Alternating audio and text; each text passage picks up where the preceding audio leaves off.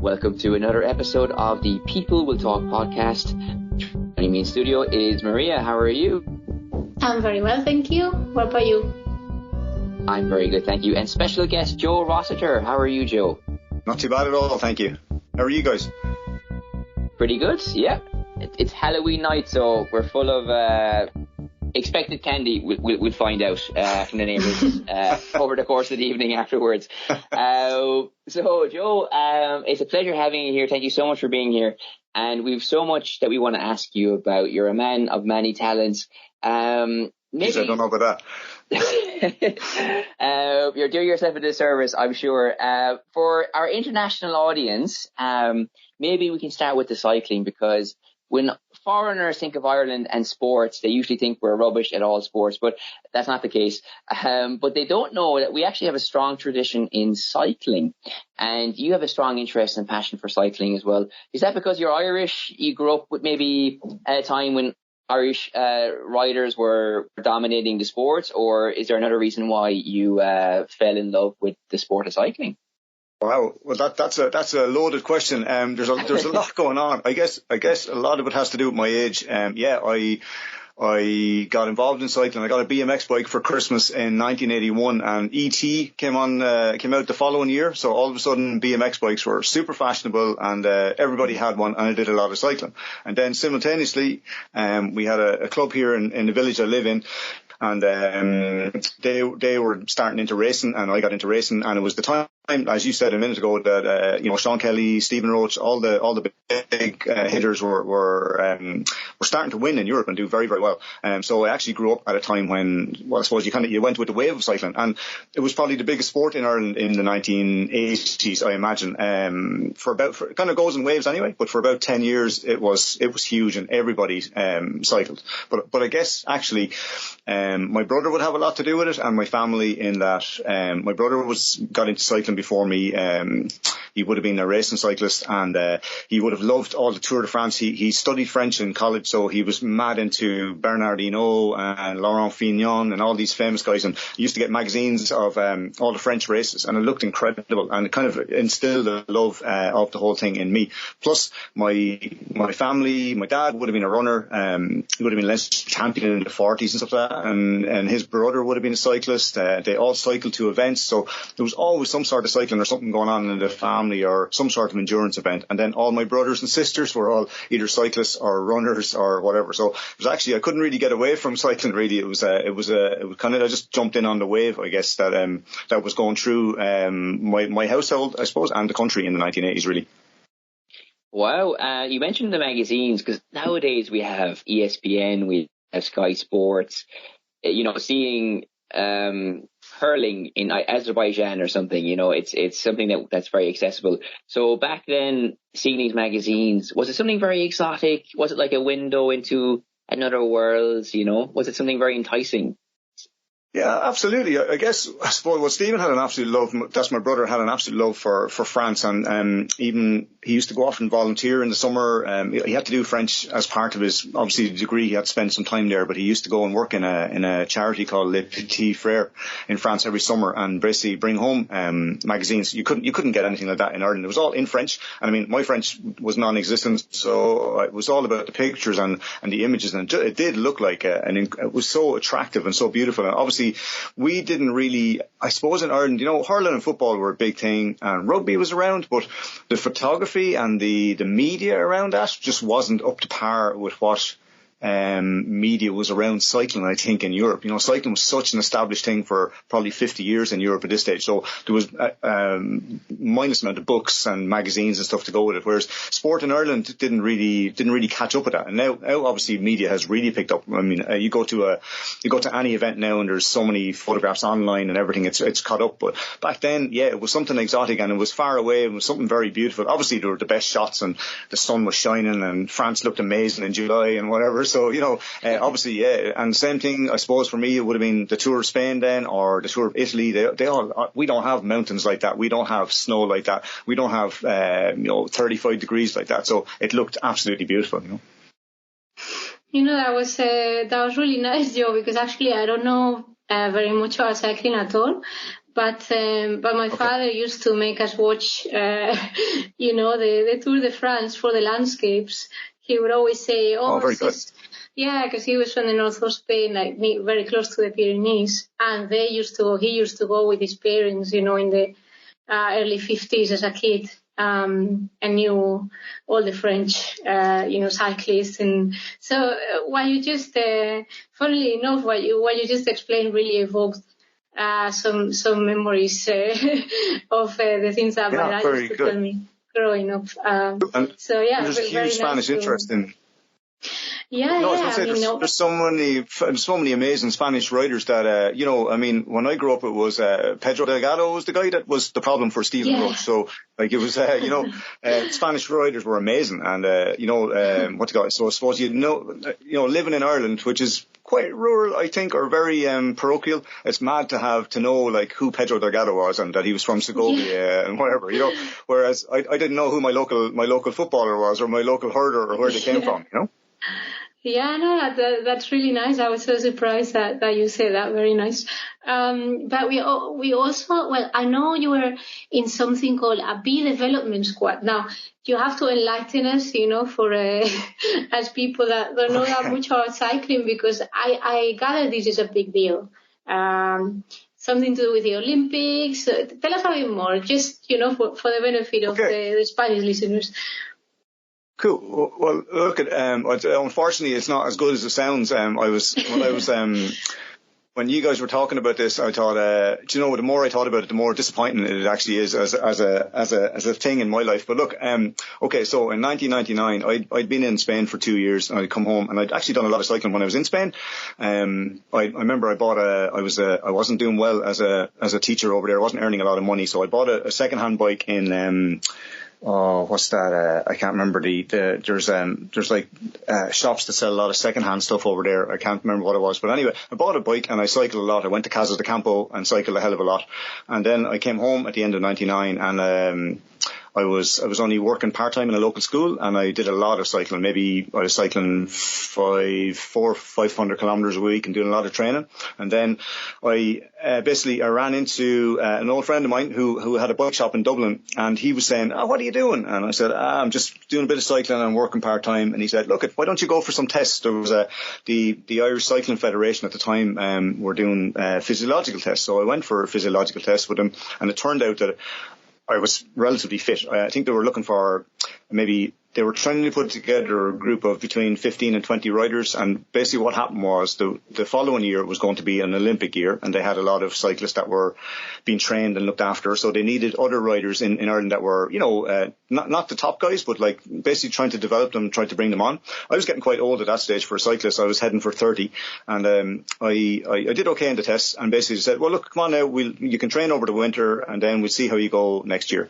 So I had a big celebration with my family. I thought this was fantastic. My God, I'm actually doing well as a cyclist. And unfortunately, what happened was I didn't get any really coaching help. I was basically told I was part of a group, and back then everything was done by letter. I think I got one letter from the federation in the whole time that I was training for them. So for about 6 months, I was training as hard as I could, and basically the idea was to see how well you would race the following year.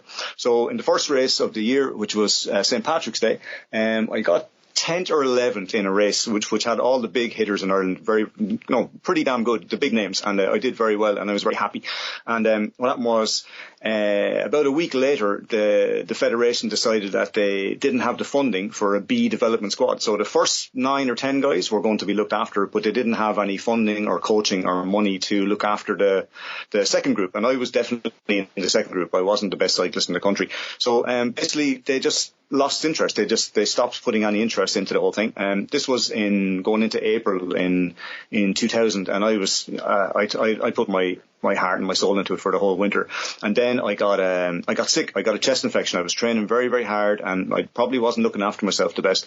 I got a chest infection, and so at the same time I got a chest infection, they pulled the plug, and basically there was no B development squad. So the A guys went on, but the B guys didn't, and that was me. That was me finished with the whole Irish cycling program. So what I did then I was kind of out of the loop, and for the next few years, I cycled, trained very, very hard. I raced well, but but I never got back into any sort of national development squad or I never got any help from the Irish Cycling Federation ever again, really. That was it. So it was kind of a disappointing thing because I put a lot into it, but at the same time, I think it actually spurred me on to train harder and to do better. So I actually ended up racing pretty much, that was 2000, pretty much till 2017, 2018, I probably raced every year and did okay. I was always up there, had a couple of wins, won a couple of leagues and stuff. But it was a catalyst.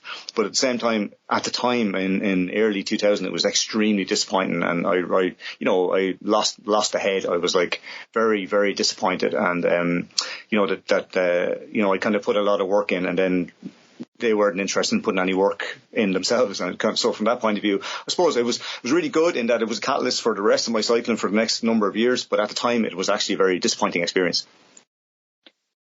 It sums up Irish sports, it's a shambles really, because even you look at how they look after football these days, and there's not any investment in grassroots football or in the League of Ireland, So there's countries the size of Ireland who dominate sports because they get proper support financially and also looking after athletes. So going back to the year 2000, it was 23 years ago, probably attitudes back then were very different. Professionalism was very different, probably in most countries regarding sport, and things have come on a long way. But even so, hearing how you just got one letter from the federation is very surprising and disappointing. Because talent, even if the talent never makes it all the way to the Olympics or the World Cup or whatever it is, they should be given a proper go of it and proper nurturing. And I think for a lot of people, and you be an example of that as well, that wasn't the case. So it's just very frustrating to hear your story, to be honest with you. Absolutely, but I also feel, I think you hit the nail on the head there. I think, Ireland is funny, isn't it, in that you throw an Irish boxer into the Olympics and they're probably going to get a medal, and they've come from nowhere and got no help. And we always seem to, pardon the pun, but we do tend to punch above our weight in all sorts of sports. Realistically, we come from, not that we come from nothing, but there, as you said, there's no support there. And then all of a sudden, we pop up and we do quite well occasionally. Even the rugby in Ireland at the moment is, the funding in Irish rugby compared to English rugby is non-existent. The guys are professional, but the funding's not there. So for us to get as far as we did and say the Rugby World Cup is incredible, or for the boxers to show up in the Olympics, or a runner to do quite well or get into a final, it's despite the lack of interest from Irish funding and Irish sports in general, isn't it? Really. It's just a pity, because if you look at the Olympics as well, whoever spends the most money gets the most medals. It's financial doping. That's a term we hear in football a lot now because of all the big countries buying football clubs. But it's also a fact in the Olympics that the British and the Americans would financially back their teams, So and that's why they come away with a lot of medals. And obviously in Ireland, that's not always realistic given the size of the country, but there's definitely room, I'd say, for them to do better.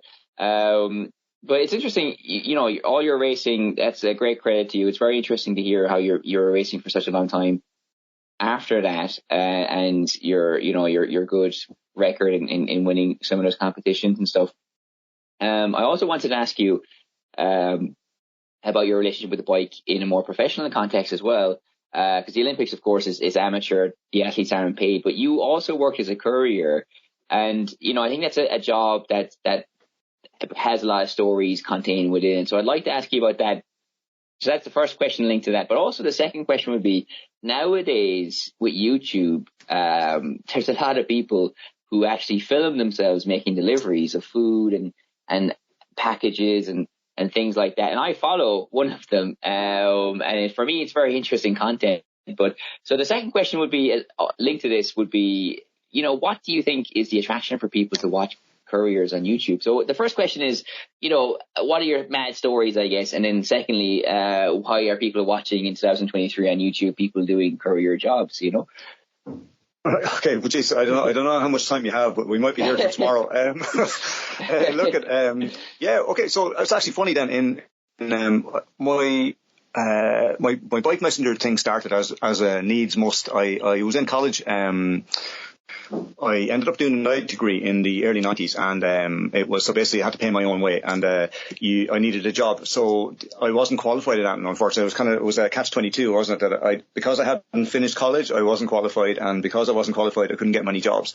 And then all of a sudden there's a couple of people from County Wexford, where I live here, that were involved in as bike messengers in different companies, and they said, listen, give it a try. And obviously I love cycling, so I said I would, but I was completely green. I've written a couple of blogs about this. Like, I was so green, I didn't know Dublin. I lived in Dublin for 7 years straight. So for the first years from 92 onwards, I didn't know my way around. I was a country boy, really. And so the first time I got a job as a bike messenger, I obviously I was told I had a job on Friday and I was starting on Monday, and I went off and I bought a city map, and I literally rode around Dublin City trying to remember and memorize street names, laneways, all that sort of stuff, stupid stuff. And of course, literally first day, first shout on the radio was I was in Stephen's Green, and I was told to go pick up a package in a particular street, and I went off to pick it up, and then I realized around the corner that I was often going the wrong direction. So all the guys that I was working with, I had passed by them, and they laughed and they gave me a round of applause, and that kind of thing. So I started off really stupid and really ignorant, unfortunately. And I thought, physically I was up to it. And then, logistically and mentally, it takes a little bit of time to get into it. If you guys, when you go to a bar and the barman is there to take 3 different orders from 3 different customers, and there's probably 4 different types of drinks in each order, and you kind of go, oh my God, how can they do that? And the reality was, as a bike messenger, that's what you have to do. You get calls on the radio as you're cycling to a job or picking up a job or dropping off, and you're given 2 jobs while you're on the go. So you can't stop and write it down, because what happens is you're losing time. So the good guys are the guys that can remember it, like a barman, as you're moving, and you're constantly rolling, and you're heading for one job, but you have in the back of your mind where the next job is, or what you can drop along the way, or it's a crazy kind of job. But from that point of view, look, there's loads of different stories. Look, there's a seedy side to my timeless career, because a lot of guys were there was a lot of bad things would have happened. A lot of people I worked with, a couple of people are dead, to be fair. There was a drug culture in the first company I worked with. There was a lot of drugs at the weekend and stuff, and to the point where one lady that I started working with became addicted to, started off with amphetamines and ended up she used to love ecstasy at the weekend, but it got to the point where she would need amphetamine on a Friday to get her into the weekend, and then the last time I would have had a conversation with her, she would have needed amphetamines on a Monday to get her back into the week, and then 2 years later she was dead. There's other stories like that as well. There is a seedy side to it. There's a funny side to it, in that there's crazy stories where people do silly things. There's the guys who would pull mirrors off a taxi if a taxi pulled across you or caused any problems. There was guys who there was one famous story of a guy who we used to do what we call the blood run. There's a group called Brief Couriers, and they used to pick up blood from Pelican House, which was the central point in Dublin city centre where blood was stored. And then if a phone call came in for a hospital needing, type A blood as quick as possible, actually a bicycle courier was the fastest way to get it across the city. So one story that I actually thought was an urban myth until I was at a party a couple of years later, and I actually met the guy who this had happened to. This guy picked up 2 bags of blood, and he was at Pelican House, flying down the canal, got to Bus the bus centre in Dublin, and was going around a corner, and he hit an old lady walking across the road, and he ended up on the ground, but he landed on his back. So as he landed, the blood bags in his satchel bag behind him burst. So what happened was he ended up lying on the ground, and he was a bit dazed and knocked out, but then he went to get up, and everybody rushed over and basically said, no, don't get up, you're bleeding, you're obviously you're often smashing your head open.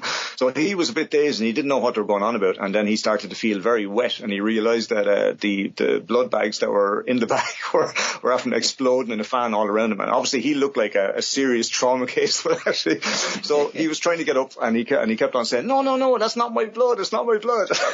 And obviously everybody was holding him down. They called an ambulance. They wouldn't let him get up. They thought he was demented. That was a really good but really bad story. Look, there's lots of other. There's I think what's wrong is, like, before I get to your second question, I think that, okay, in Dublin, and I've spoken to people who've done the job in London as well. I think that the actual thing is that it looks exciting and it's great fun, but actually you'll always have one story at the end of the week when you go to the pub on a Friday evening and you're laughing and joking about this or that.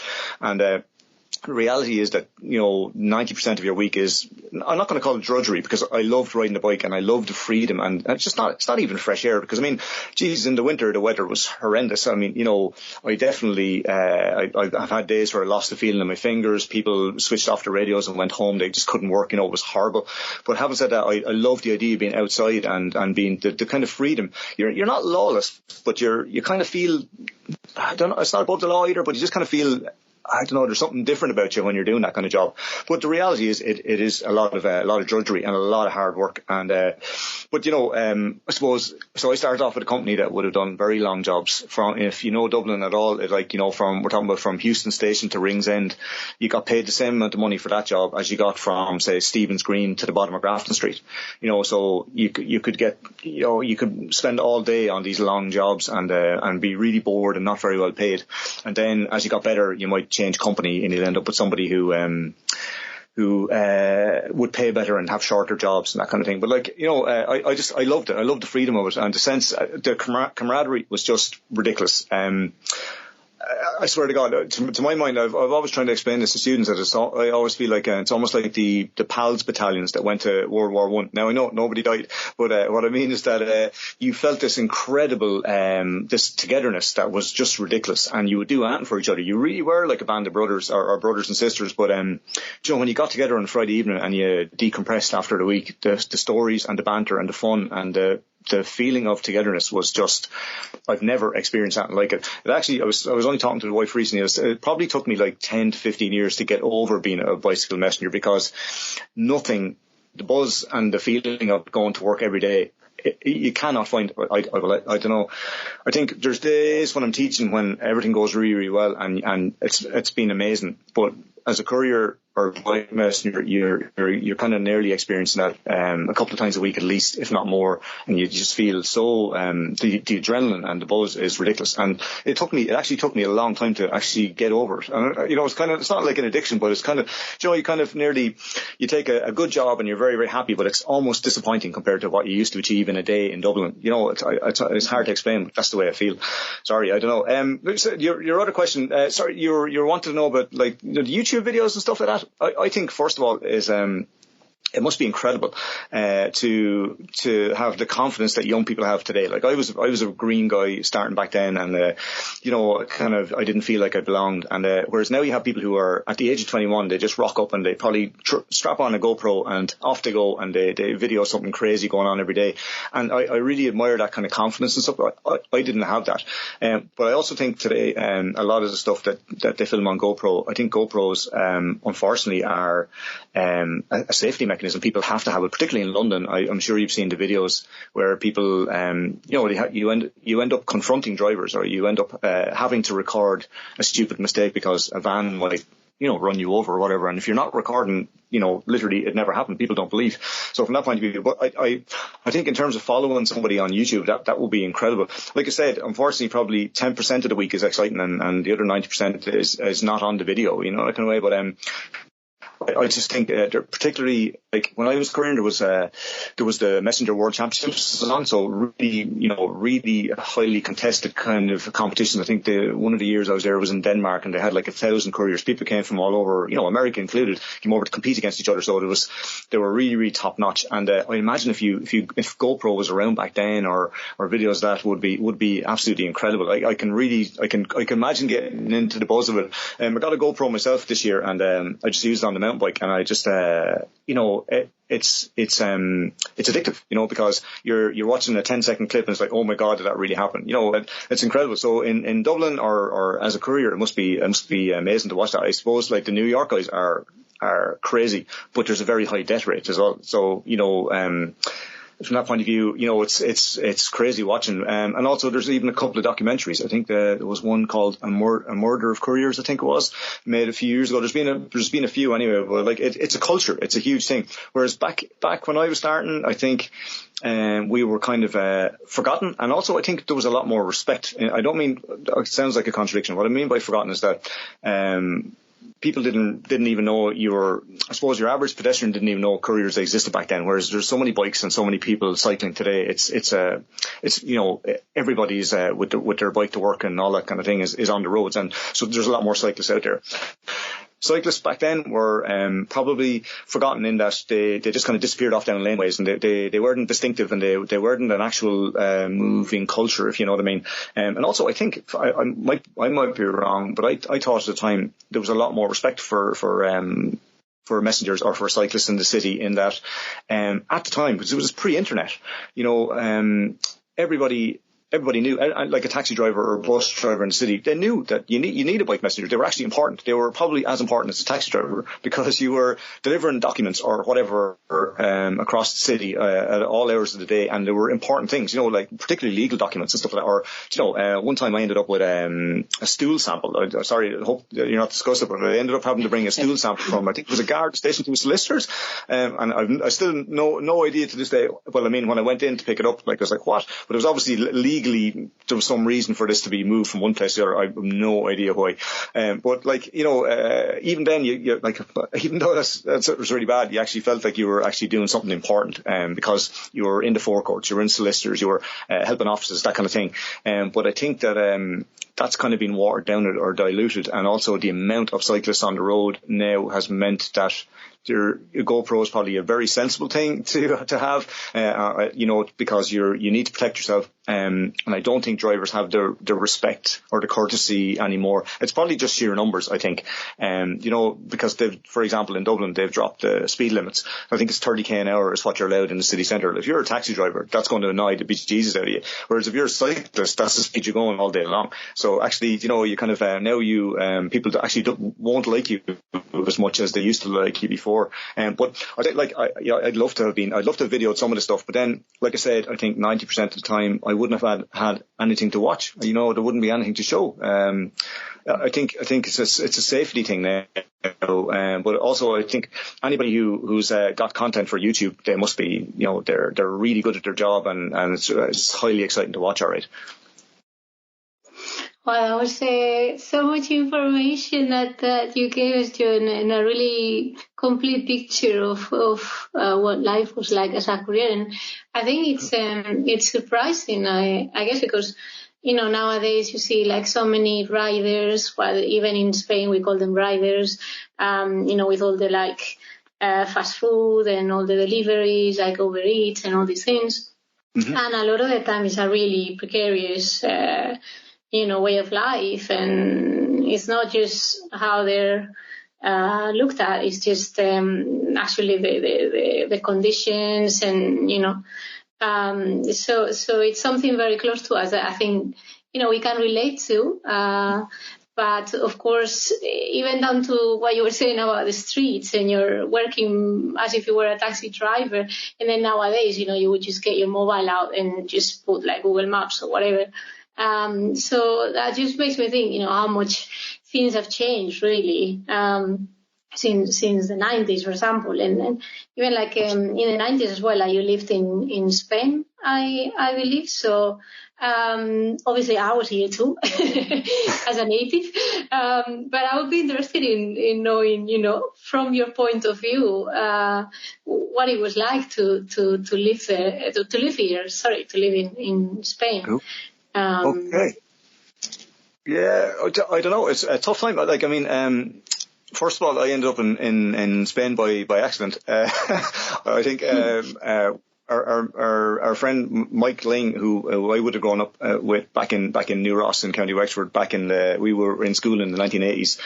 He was kind of living the dream in the 90s, in that he did Spanish in college, and he ended up in South America and did kind of traveled around, and then came back to Madrid, I think in the mid 90s.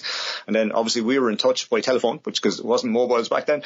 So we'd occasionally, and actually, Mike was actually a good letter writer. So we used to write letters to each other. And it turned out then that over one summer, 1997, I'd finished my college degree in 96, and I was still working as a bike messenger. And I said, geez, I can't keep doing this. And also I had a degree, but I wasn't doing anything with the degree. So Mike actually suggested, listen, man, why don't you come over to Madrid and try teaching, because at least, you've got English. I had English and history in my degree, so I could try teaching and see how it went. And, to be fair, Mike made it very, very easy for me. I ended up coming over in mid-September. I was like I used the word green a while ago. Oh my God, I like Madrid. For like if you know Dublin city centre is terribly small, really compared to any other city. You know, I lived in Dublin. I lived within a kilometre or so of 1 to 2 kilometres of Dublin city centre for all the time I lived in Dublin, and you know, it was cheap. Your local pub was the pub that all the tourists went to, and everything was cheap and it was very easy to live with. And then I arrived in Madrid, and it's I don't know, probably 4 times the population, and everything. We don't have a metro or we don't. To be fair, we still don't have any sort of decent logistics when it comes to public transport. So I was like, oh my God, where have I ended up? And you know, Madrid was crazy, and you know, it's very, very big. So everything's outsized in the 90s. So I suppose realistically, I arrived because we'd arranged it by letter, which is you know, mad when you think of it today. Also, Mike had just moved in with his now wife at the time into a place, but he had invited me out, so I ended up sleeping on his couch for the first 2 to 3 weeks, I think it was. And he never said a word. I didn't realise they'd literally just moved in together. He was so kind, and I slept on the couch, and then ended up getting accommodation with a couple of other people that are still friends with Mike, as far as I remember. A Scottish guy called Lindsay and an English guy called Will, and we ended up living together in an apartment or whatever. But look, 90s back then was crazy. I assume a lot of us the same.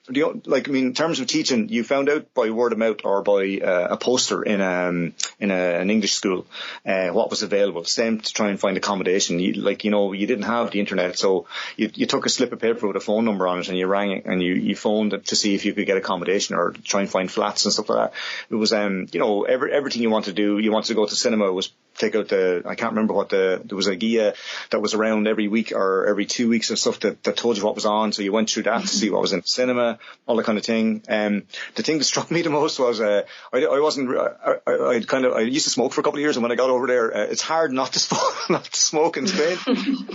Simply because I think I came out of Colón, I think it was, and I walked up, and there was across the road. It had this huge scaffolding. It was being refurbished, and the whole scaffolding was covered in like this gauze or cloth with a gigantic camel on it, and the camel had its tail was on fire and it was heading for the ground. But the camel was like 10 stories high, and underneath was never throw a lighted camel out the window or something like that. Like you're nearly forced to smoke in every place you went. There was smoking advertisement, every metro, every place at all.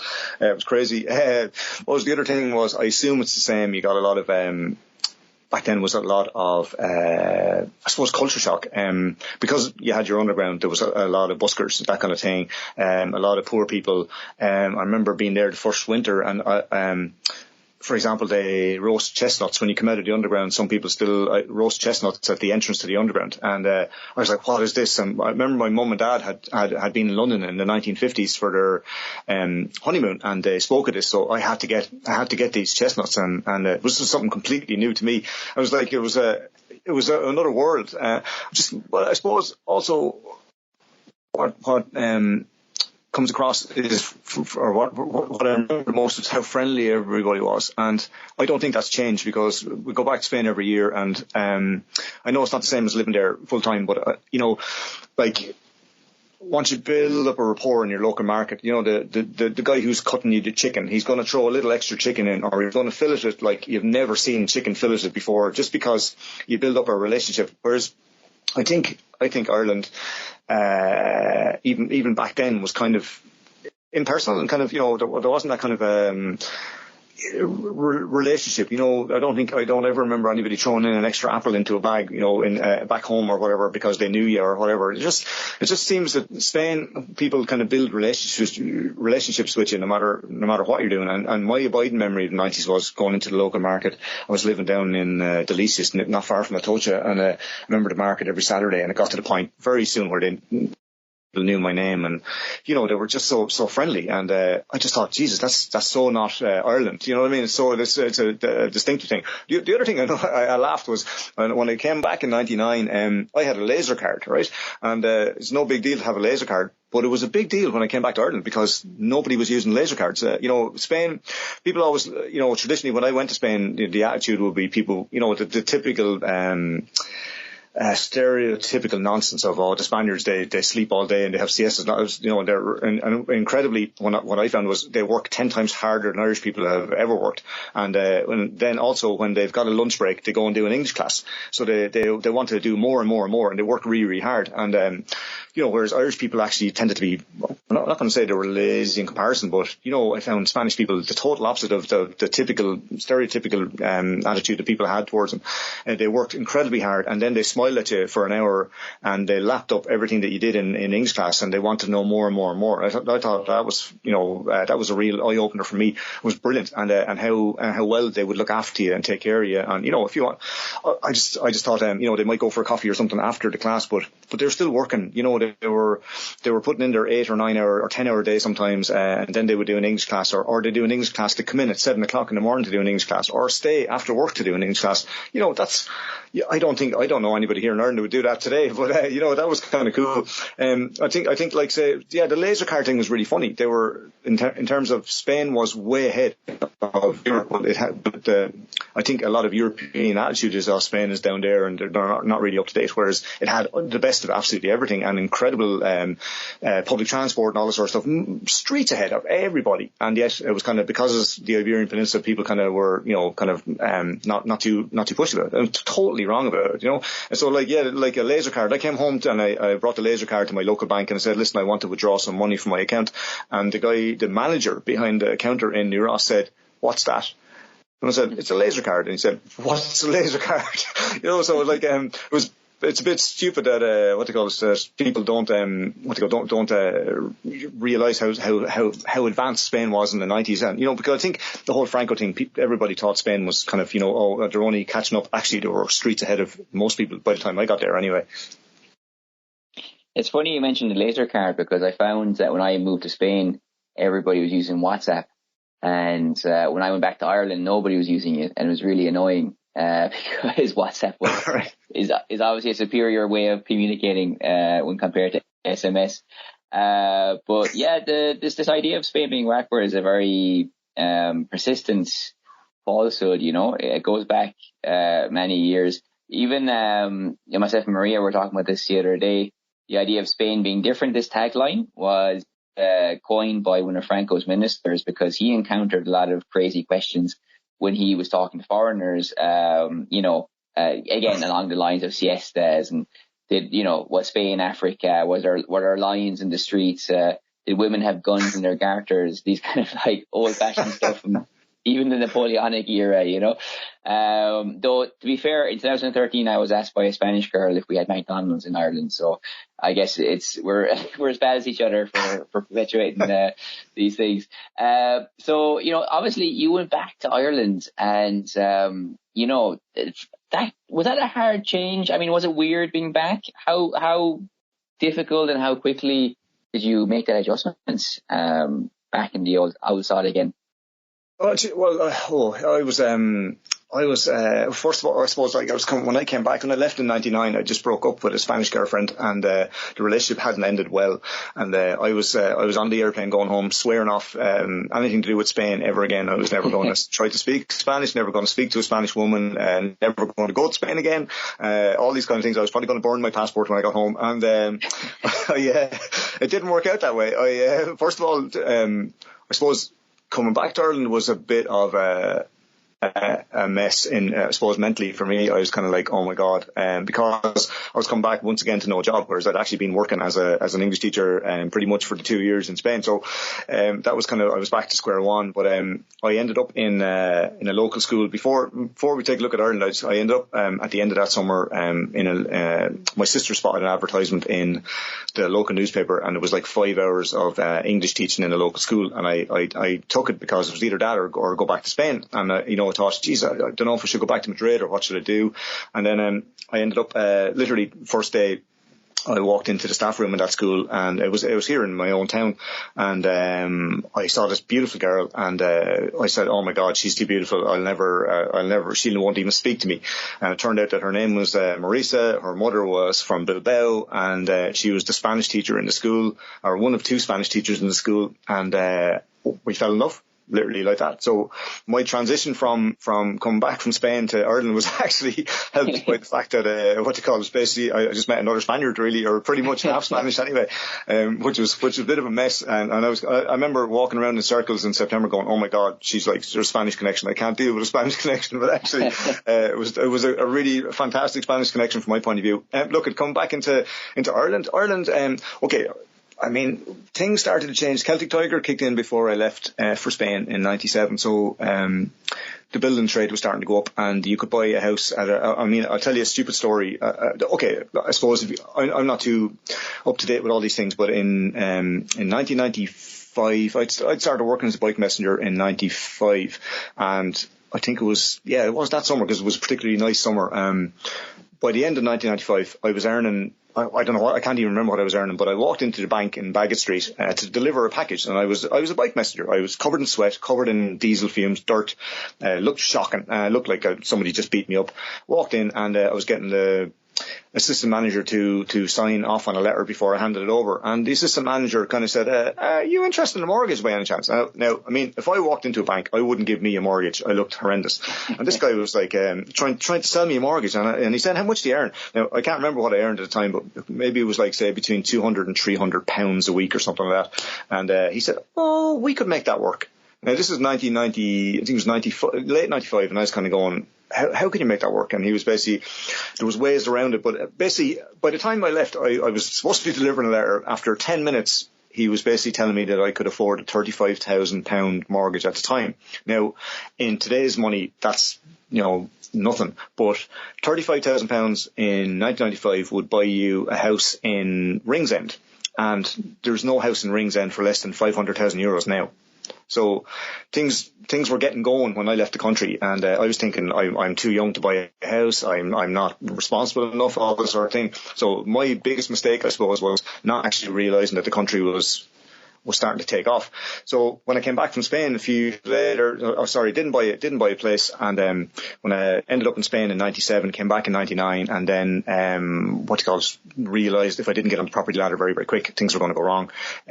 Prices were starting to go up and up and up. So got a house here in my local town with my wife. I'm very, very lucky, but at this point, if you didn't jump on a house, the prices were just going up and up. The developers were going bananas. They were building on absolutely everything. I heard a story only recently, and it was actually a guy who I would have hung out with back then, but he was involved in building. And he went to a wedding in, I think wasn't 2001, so not long after I came back. But he went to a wedding in 2001, and this guy there was a whole bunch of developers at this wedding, and they were sitting at a particular table, and this guy took out a box of Cuban cigars, which in Ireland back then was still, rare and whatever. But he took out a lighter, and instead of lighting the cigar with the lighter, he lit a €50 note and lit the cigar with the €50 note. And then everybody at the table did the same thing, because the developers were making so much money at that time that they could basically just throw money away. And he absolutely swears that this happened. He said he was there and he wasn't doing as well as they were, but he actually felt obliged to take a €50 note out of his wallet and pay for, or to light a cigar. But he said that's the sort of money and change that had happened. And then obviously over the next few years things went bananas, crazy up to 2008. But like in the early 90s, it was get on the ladder. I suppose the banks drove it as well. My brother-in-law, for example, would have been offered. He bought a house near Dolphin's Barn, and it wouldn't have been the best part of town, and the house wasn't in great condition. He was in full-time employment, but paid very poorly, and they offered him a mortgage for 300,000 or something euros at the time, himself and his partner. So they took it and bought the house, and but like banks were literally throwing money at people. I remember having my first proper full-time secondary job. There was, I can't remember it was a credit union, and they used to leave little leaflets. They used to walk into a school, put leaflets on the staff room table and walk out again. And the leaflet was basically a loan application. You just filled out this one A4 sheet with your name, how much you wanted. And they gave you tick the box between, say, 1,000 or whatever, but you literally tick the box. And then, and you left your phone number, and they phoned you back. And by the end of the day, the money was in your account if you wanted a loan, because they knew you were, you were at that time, if you're a teacher, a nurse, a guard or whatever, they were literally throwing money at you, and they didn't care how you were going to pay it back because they had you. But there was that much money floating around back then. It was a little scary. And obviously, look, we know how that all ended up. But at the time, geez, I don't know what to call it. For me, it wasn't necessarily, Ireland was changing when I left Spain, but it had utterly changed by the time I came back. And I actually found it hard to, it's not to catch up, but like, look, it caught up with everybody, didn't it, in 2008? I mean, it blew up. Everybody who was in the trades lost their jobs, basically. It was fairly tough going. But at the time, I found it hard to keep up with the whole thing. I thought, geez, what's going on here? And I'm not smart. Was myself and my wife realised that we bought our house we put the deposit down in 2002, and we got in there just on time, really. And our where I live, our house has doubled in price over the next 3 years. So we were lucky to get the mortgage we did, and also to get a tracker mortgage. Banks started talking people out of tracker mortgages and stuff like that. But we were incredibly lucky to get what we got. But give it 2-3 years, it went nuts. And the problem is, I still don't understand to this day, nor my wife doesn't either, why people fell for it. We have friends who bought houses that they just could not afford. And then in 2008, their houses were, well, not valueless, but worth 1/3 what they were going to have to pay for the next 25 years. And we knew this, and we could see this coming from the mid-noughties, and never understood why people would just keep on doing it, but they did. And I'm not going to say that when things blew up, it's our fault, but Irish people have to take a little bit of responsibility for it. I mean, the banks were literally throwing balls of money at you, but at the same time, it's up to you whether you wanted to actually take it or not. And you had to know at some point that there was going to be payback. No, you're completely right. Listening to your story, there's no surprise why the arse fell out of the whole thing, basically. I mean, literally, yeah.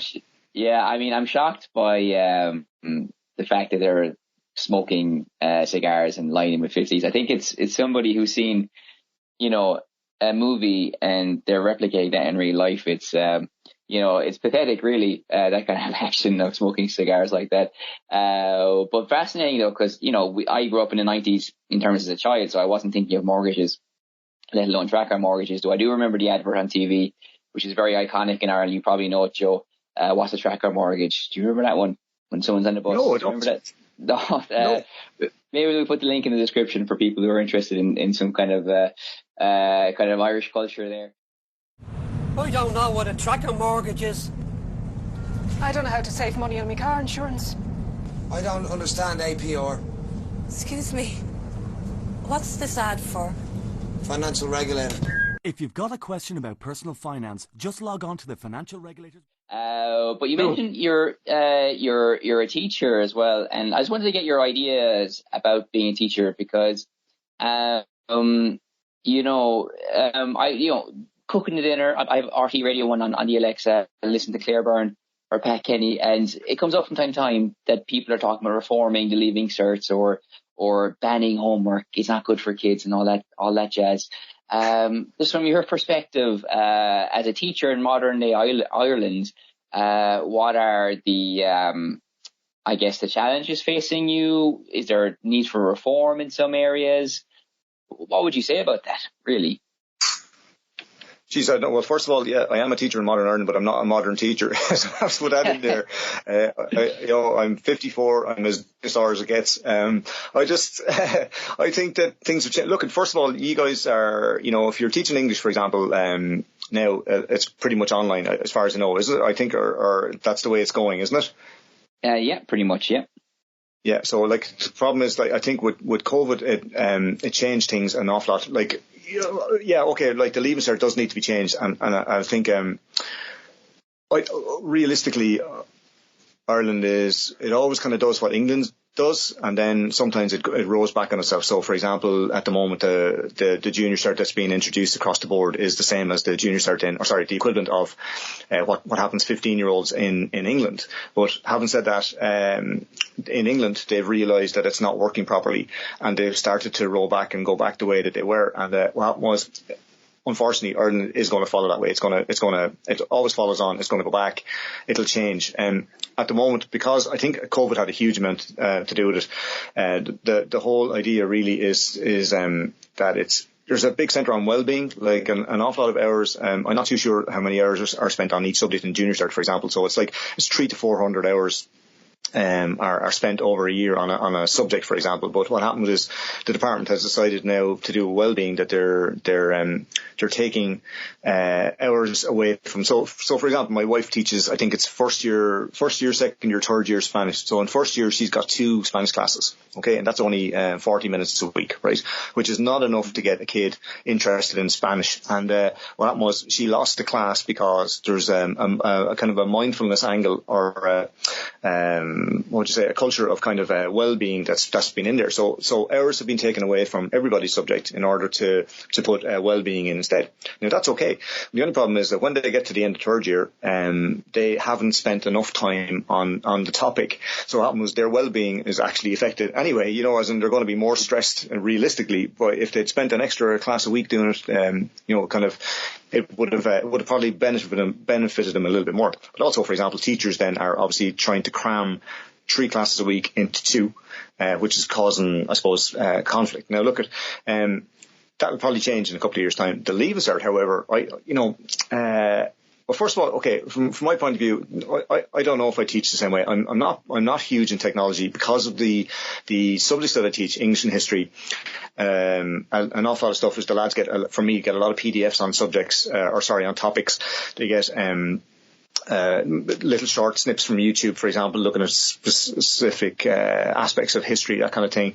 But generally, I'm kind of stuck in a half a kind of chalk and talk kind of world and a half a technology kind of world. And then, but for example, their homework is sent to me on Teams, and I correct it that way. So there's kind of a lot going on. But those guys, I feel, are they're the guys that came out the end of COVID. So the guys who I have in 50 or 60 year now, the 16, 17-year-olds, are the people who did 3 years of COVID. And I think technology, everything is technology from now. They went online, and I don't think they've ever come off it.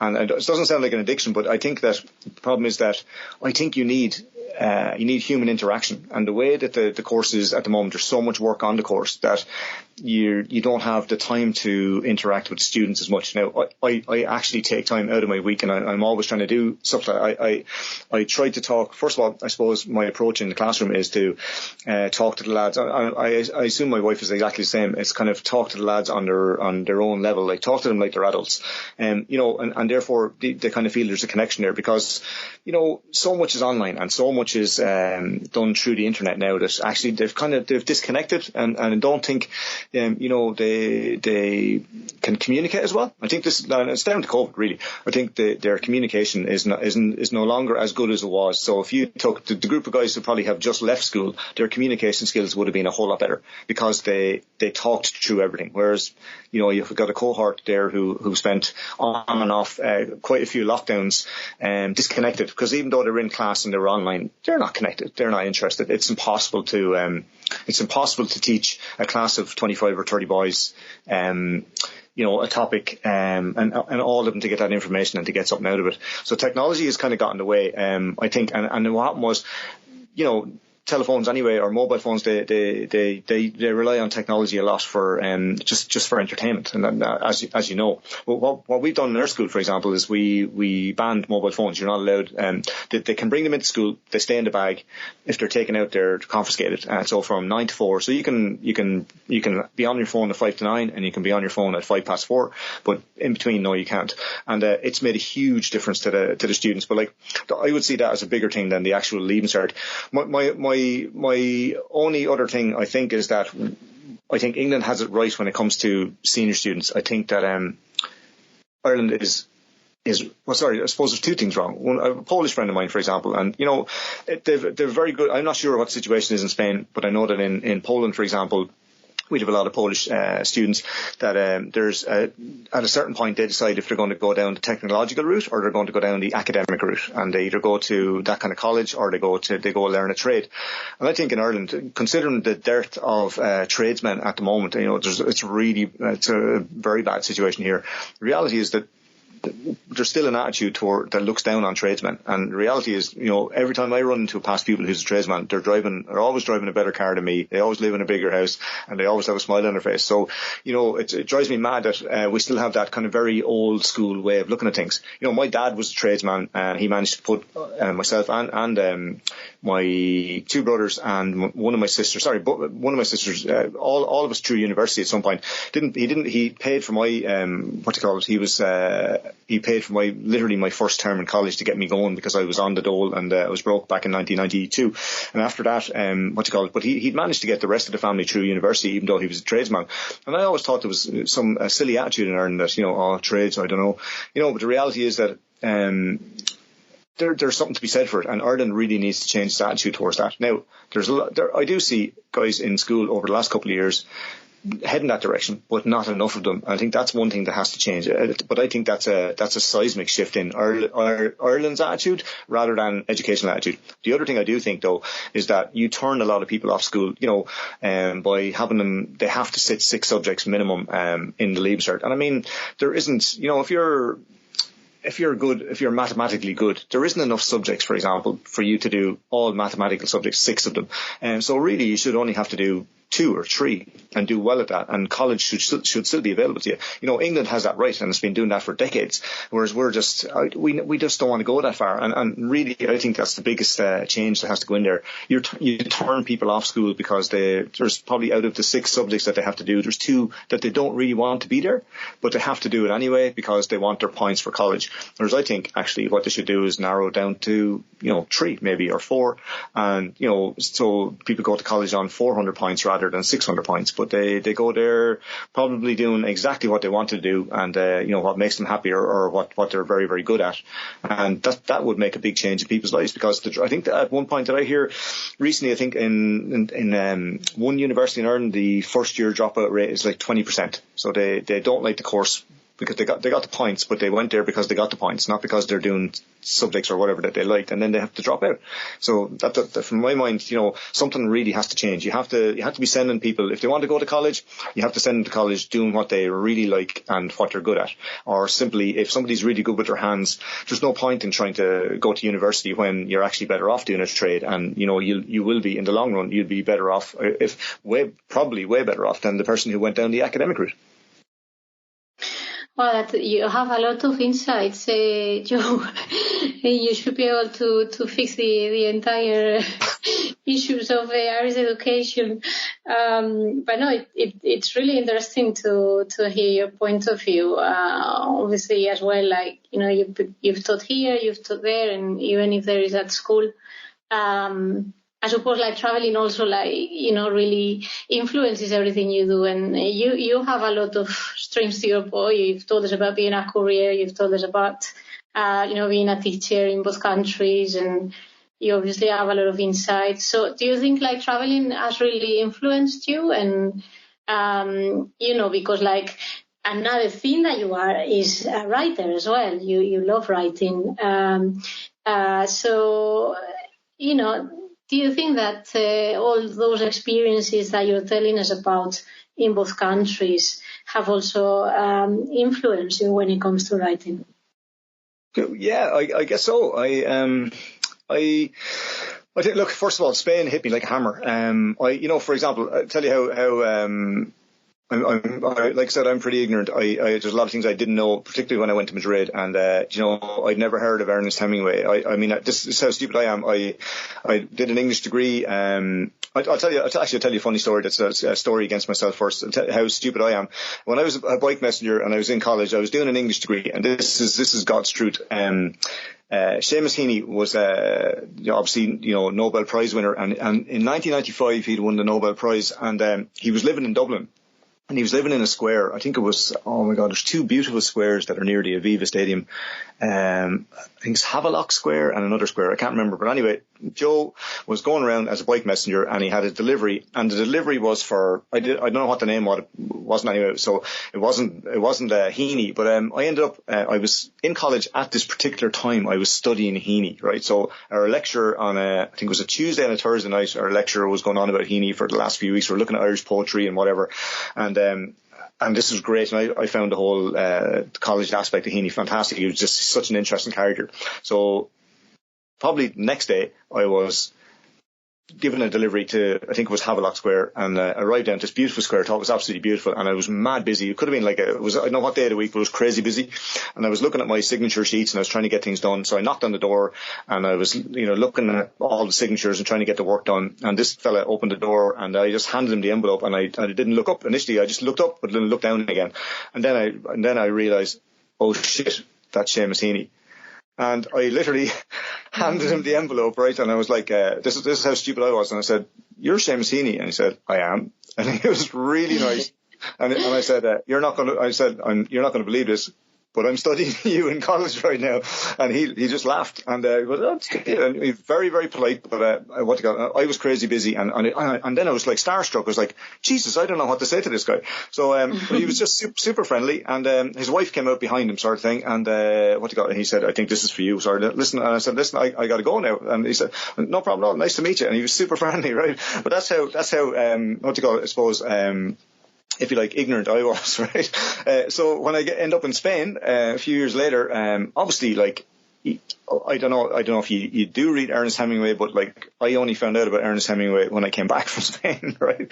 Like, Ernest Hemingway writes about Spain in look, Jesus, like, he just brought it alive for me. So when I came home from Spain, like, I was reading this and I was going, oh my God, I have to go back to Spain again. And I did. And I realized that what he was writing about, even like, say, in the 1930s during the Civil War, about in For Whom the Bell Tolls, mother of God, he could nail Spanish people. He just had their culture, their way of going on. Could be from, having a drink to whatever, but he was just, it's just incredible how he could do this. So, and I realized there and then two things, I suppose. One is that I needed to read more, and the other one was that realistically, he only ever wrote, his best books were written about things that he saw himself or did himself. So, like, look, I know bullfighting is not a great topic or whatever, but at the time it was a huge thing when he was writing in the 20s. So, like, his writing on bullfighting was incredible.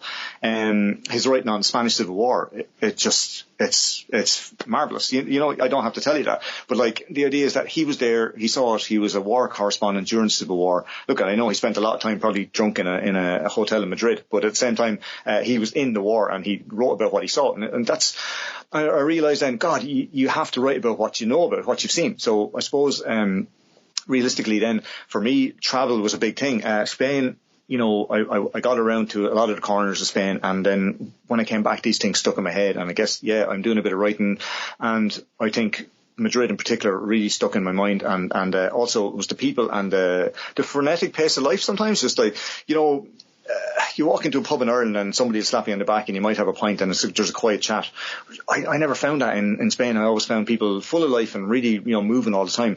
But if you didn't go to Spain, you'd never know that. Or, that kind of, just effervescence that they have, it's just, you have to experience. And so if you're an Irish person and you go on, a holiday to the Canaries or something like that, you're not going to experience that because you're surrounded by other expats, really. Whereas, if you're part of something in Spain, or I assume any other country, it just, it comes alive for you. And then when you go home, you can write about it because you actually saw that with your own eyes, or you said that, and it works that way. And I think travel is a huge thing. I remember there's two places in particular, I suppose. Spain, obviously, I can't get enough of Spain. Back every year, and I find there's always something new or something different. I have a couple of Spanish friends, and they really bring out the whole, I don't know, it's like being on drugs, no matter how long you're there, everything keeps coming at you, and it's just life is lived in Spain. I know it's probably, the grass is always greener and all that, but even when I'm talking to my friends, it's just, there's a little bit more there, and I'm not going to compare them to Irish people. I just think Spanish people, there's a particular way, but you don't know that unless you're there. And same thing, I was in Tunisia, years ago, but I was only there for a short while. But it just really hit me, like, this place, like, this is kind of, where the Romans lived, and you're walking around Colosseums in the desert and stuff like that, and it's like something out of a movie set. And then you go home and you go, oh my God, I have to write that down, So I think I think travel really definitely influences writing, but it just influences the way you think, like for example, when you come back from Spain and you say no at the end of the sentence, we don't do that in Ireland, and people are kind of like, what? And but then you get used to it. Or the whole handshake thing. Jesus, like Irish people are still afraid to shake your hand. You know what I mean? Like, but like if you go to, or I remember, for example, I'd come back from Spain and I ran into my friends in people I'd gone to college with, and obviously you're going to give them 2 kisses because that's what everybody in Spain does all the time. And one of the first girl that I'd gone to college with and ran into her, and I went to give her 2 kisses, and she said, Jesus Christ, what are you doing? You trying to snog me? I was like no. But it's like, the whole thing is like, she, to be fair, she traveled a bit, but she never really got into that. And she's like, but these are things that you don't know unless you go someplace else. So like when I write, I suppose I try to put things down that I saw, or things that people do that are different, because otherwise, you're not really writing something interesting. You have to make whatever world your story or your blog or your novel is based in, you have to bring that into it. You have to make that come alive. And I was saying, there's some places that just do that for you. It's impossible. Like Tunisia is, for example, you're driving along first thing in the morning, you're on a bus, and you're passing by the local butchers, and the local butchers is where they've taken a goat and they've cut it open, hung it from a tree, and they've cut it open, and the earlier you get up, the better the meat is. And as the day goes on, obviously the meat is not as good. And that's the local butchers. So like, you have to see that, and you have to be able to try to write that, then bring it back, because people wouldn't even believe that happens, and that, so seeing these things kind of is so vivid and whatever, that you kind of feel obliged to nearly write it down. So it definitely does, it makes me want to write, and also I think that there's a holistic approach to writing that, like I've been on and off in Spain pretty much for 20, to be fair, bar 2 years during COVID, since 1997 I've been in Spain every year. And the whole idea is that all those experiences, when you go to write down, there's a holistic approach to how you write. Like, you may not have seen something, but something is in the back of your mind. It's in your hard drive that you've had for years that you remembered, and then it comes out and you put that into a paragraph or whatever, along with something that you only saw maybe a couple of weeks ago. But it's real, and it makes it readable because it's just real, whereas I feel that you can have people who decide to write on a topic, but they're never going to make that come alive because they haven't been there, or they haven't seen that, or they haven't spoken to that person. So I think travel is you have to travel, and I think Irish people, it's very funny that I teach a lot of students now who they're quite happy to get the job in the local area and stick around. But I was kind of going, like, man, every Irish person at some point, back in your DNA, probably 150, 60, 70 years ago, probably half your family left the country, and Irish people are, the diaspora is in every corner of the world, like, and yet I don't understand why people nowadays, well, Irish people anyway, don't want to do that. And I think, like, man, you gotta get out. Even like a year in Australia or whatever, you gotta see another world. You gotta do something, with your life. I don't know. So I think, like, travel really influenced me. My only downside is that what I found from being in Spain for a little while was that, and I don't know if you guys have ever noticed that, like, when you come home and you're no longer Irish. Sorry, in my point of view, like, when I come back to New Ross, it's kind of, oh, you're the fella that was away. And the problem is, when you're in Spain, you're not Spanish, are you? Because you're the Irish fella that came here. So there's this kind of thing where it's not that you don't belong, but you're kind of on the periphery a little bit, in that you've disconnected from, you're not connected to the place you've moved to, and you're no longer connected to the place you left, and you're kind of caught in the middle. And I think sometimes people are a little wary about you when you, like, for me, when I came back from Spain, it's kind of like, oh, you've been in Spain, and I wanted to talk to them all the time about the culture and the things that I saw and did, and people I met, and really it means nothing to them because they haven't been there, and I found that hard. Yeah, you think you're being highfalutin, It's like, oh, yeah, back in Spain, so, which can be annoying. But it's interesting that you mentioned Hemingway, because I've just finished today actually a Farewell to Arms, which isn't based in Spain, but a neighbouring country, Italy, which for anybody listening, I would recommend. But Joe, it's been an absolute education, a pleasure. I could listen to you for hours. You're great at telling stories, lots of interesting details there. And all I can say really is just thank you so much for being here. I really, really enjoyed it. Yes, thank you so much, Joe. It was great. Well, great. Thank you for having me. I hope I didn't talk too much. It's the only problem. No, in a podcast that is fantastic, so don't worry. Perfect form for a podcast. All right, guys. Thank you for listening for this episode of the podcast. You can find us on all major platforms and see you in the next episode.